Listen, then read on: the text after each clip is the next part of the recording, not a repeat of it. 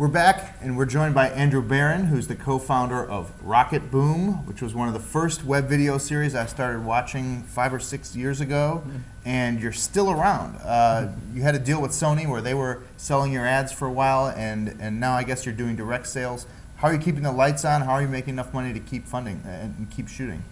Well, yeah, just by doing direct sales, and you know, that seems to be going pretty well, and just kind of essentially just growing at the pace of the market instead of overgrowing too fast. We haven't ever taken any venture capital, and so we're not under the pressure or the clock to, you know, bring in a certain amount of revenue, and it essentially is taking a lot longer, you know, to make this transformation in media. It's not quite at the Silicon Valley pace, you know, of investment cycles. It's a little longer, so we're just kind of making sure that we go at that pace.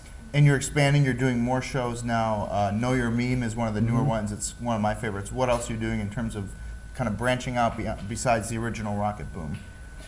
We also have Rocketboom Tech, which is starting to branch off a bit, and we also have a really significant effort called Human Wire that we're working on, where our field reports that we've been doing over the years, where we have correspondents in different areas around the world. We've accumulated probably about 150 now, actually, correspondents, and we're going to start putting that out once a day. So we've all seen how huge YouTube is, obviously, and some of the smaller players have kind of fallen off. But I'm curious, you know, are we still going to see a shakeout in the next couple years where some more of the web video aggregators go away? You think that they've kind of shifted their business model? I know Blip TV has kind of, here in New York, has focused more on advertising and kind of behind the scenes things as opposed to trying to compete with YouTube.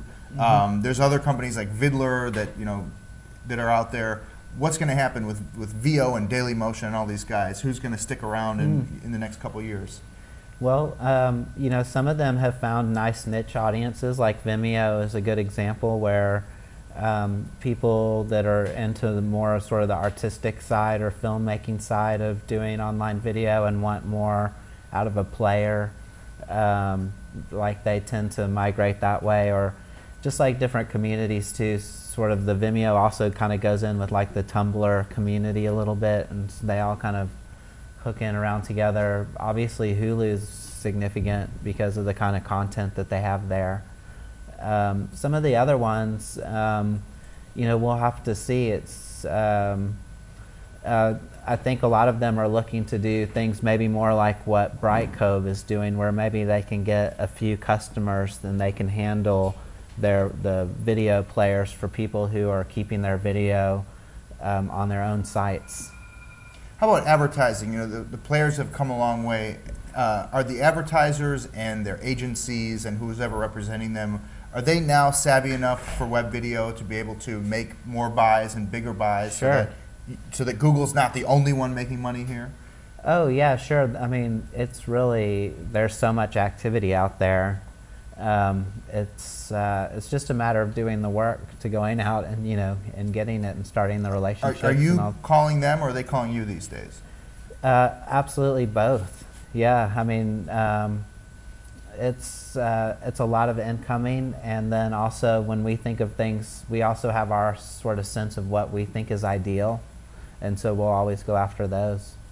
Cool, and you have a newer project called Magma, which is, you know, to the user is basically a dashboard of here are the videos that are going to become the most popular, you know, the viral videos that all your friends are going to be sending around tomorrow or the day after. Tell me a little more about that, and kind of who's it for, and how are you going to make that into a business too? Yeah, that's, I mean, the main problem is that we've identified in being a publisher and doing Rocketboom all these years is that whenever you upload a video, like to YouTube or to wherever, then the next thing you want to do is start tracking it and figuring out who's talking about it and what are the tweets, you know, that are being mentioned, what about Facebook. You go over to Technorati or you go get Google blog alerts and you're trying to figure out the terms, and it just goes on and on and on trying to collect data for every single video. And then you want to use that data to go back and show the marketer so that you can boast, you know, a higher CPM essentially. So it's all directly relative to your value. And so there's really nowhere, you know, from the publisher standpoint, there's no way to do that, or there's no tools or anything for us right now that make that simple. And so you're building a kind of a tool for a lot of people. It's for the user who wants to watch video and see neat videos, but also for the publisher and the potential advertiser who wants to see stats about individual videos, videos in aggregate, what people are saying about them, and things like that. Yeah, exactly. Cool. Well, Yeah. look forward to seeing. We'll add a link to this story with the link to what Magma will look like in the future when they've added all the cool stats to it. Great, All right. thanks. That's Andrew Barron from Rocketboom and Magma. Thanks for joining us.